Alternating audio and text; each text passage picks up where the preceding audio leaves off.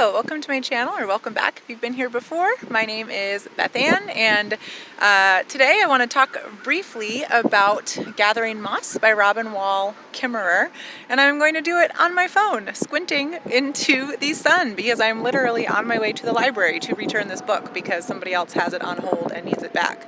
I enjoyed this book so much, though, that I think I'm going to buy a copy to give to my mom. I think this would be a great way.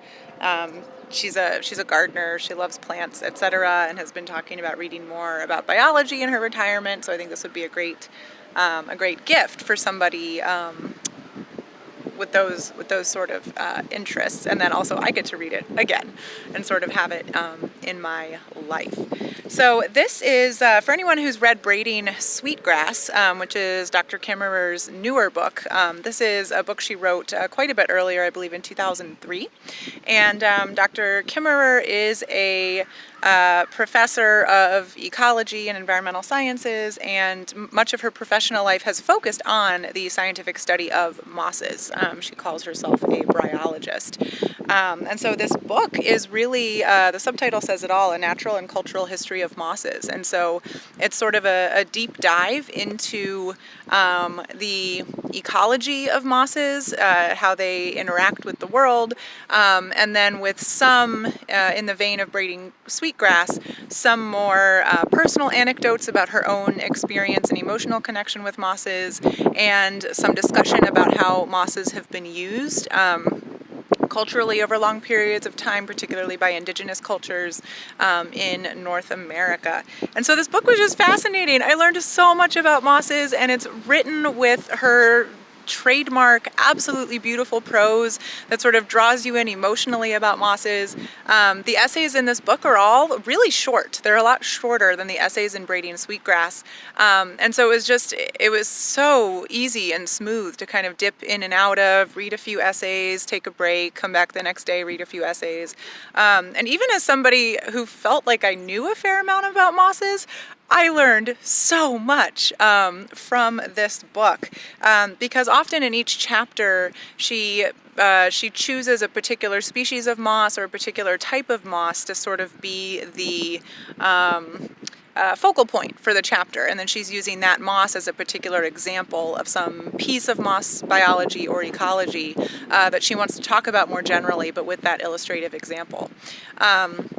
Some of my favorite essays or chapters in this book, there's one where she's sort of drawing a direct analogy between the way we traditionally think about a forest, particularly a rainforest, as having a lot of vertical structure and as being a highly diverse habitat for numerous other organisms, numerous other taxa. And she brings us down to the microscale of considering mosses as a literal forest, even though the forest in this case might only be a centimeter high. But within that, you still have these huge variations in where you are in that vertical structure of only a centimeter or something, and then just the hundreds of thousands of tiny little organisms that can inhabit even just a handful of moss, and at all levels of life. So predators, herbivores, parasites, they're all there, just like the bigger creatures we think of in the rainforest. Tigers and things in eastern rainforests, but those like top level predators are there in moss. It's just that they're at an incredibly different spatial scale than what we're used to thinking of. So I really enjoyed that chapter.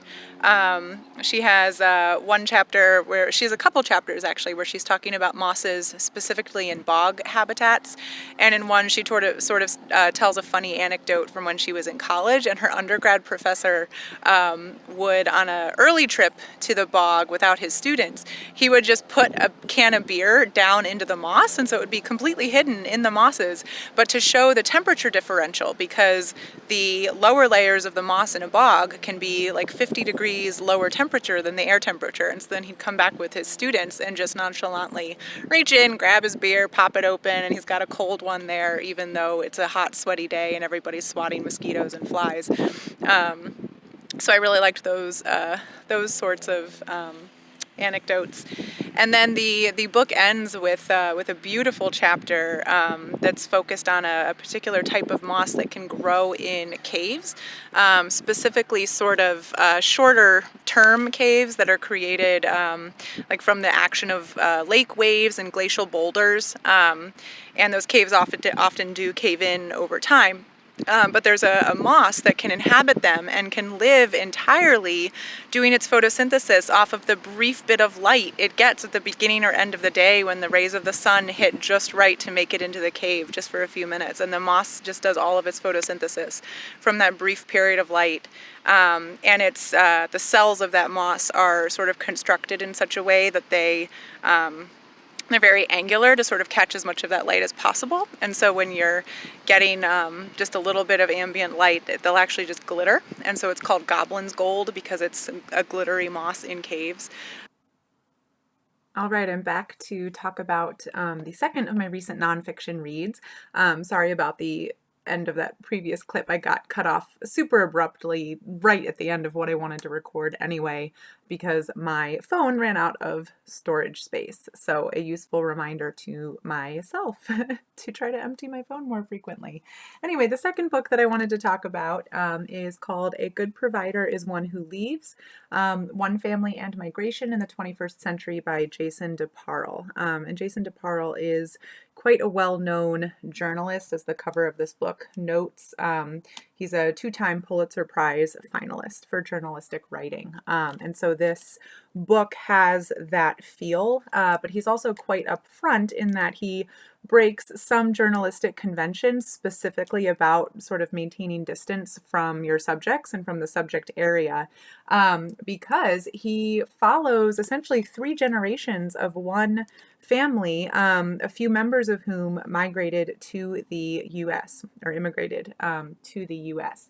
So he sort of lucked out and seized on opportunity as it came his way. So in the mid 1980s, he was, as a fairly young journalist, assigned to report on the slums of the Philippines. And so he was assigned, or well, I'm not sure if he was assigned or chose to live in a particular slum called Leveritza.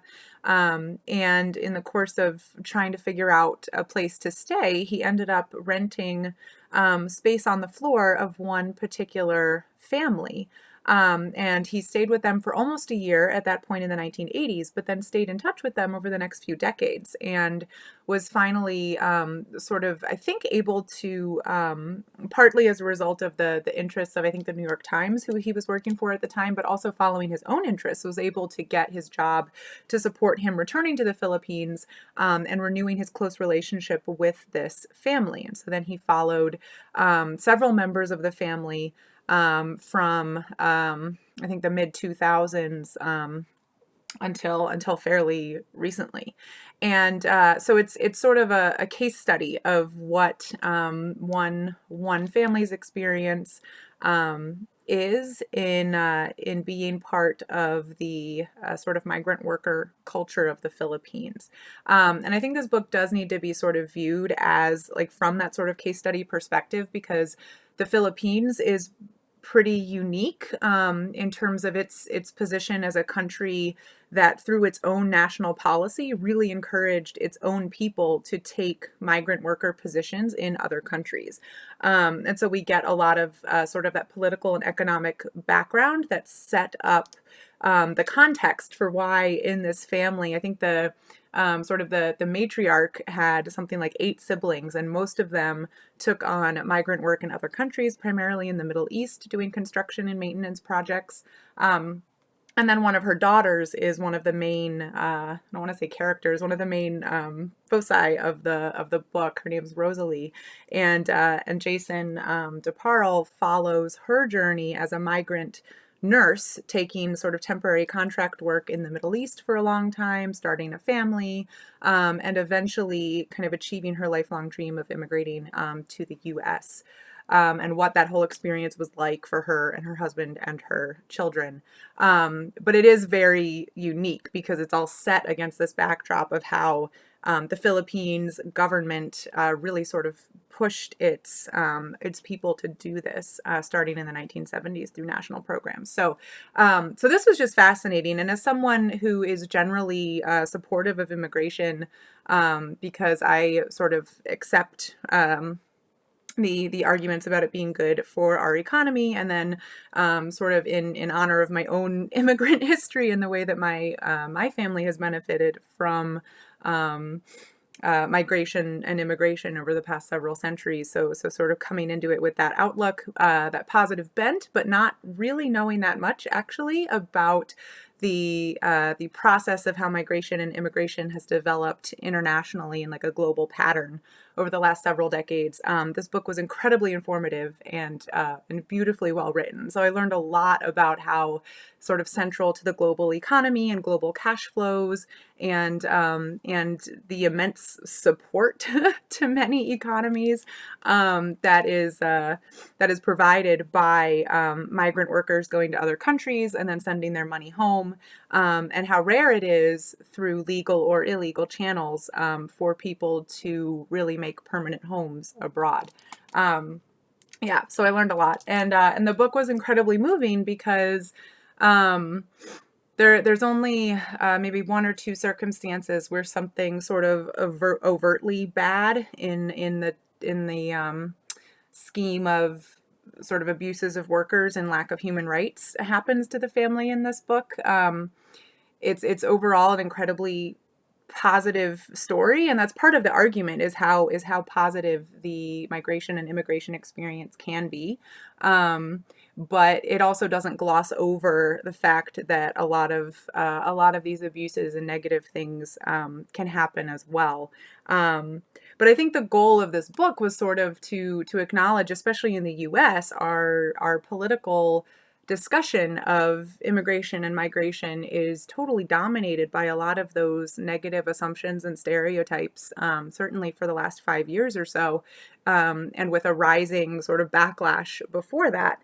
And one of the things he says in the acknowledgments section is, when we talk about immigration, the immigrants themselves get lost. And so that was one of the things he sort of set out to do, is show, this family is unique in many ways, as families are, and their setting of being from the Philippines in particular is just, one home country that has its own thing going on, but a lot of their experiences are so typical of the migrant and the immigrant experience. And so he tries to sort of interweave the narrative of this single family with sort of checking the reader in with the bigger statistics and how this family fits into those statistics, and either is going, sort of right along with the statistics, or, in some cases might be sort of bucking the trend. So it's just, yeah, it was just a lovely book. In terms of learning a lot and sort of having a narrative that was compelling and felt like a story. We really hear the story of this particular family that really let this journalist into a lot of the intimate details of their lives. So I really enjoyed it. If you're interested in migration and immigration, this is an absolutely phenomenal book. I would definitely like to look up his other book. He's the author of American Dream, which I believe looks at welfare in the United States, our welfare system. So so that sort of wraps up the two recent nonfiction reads that I've completed. They were both 5-star reads. I absolutely love these. Gathering Moss and A Good Provider is One Who Leaves.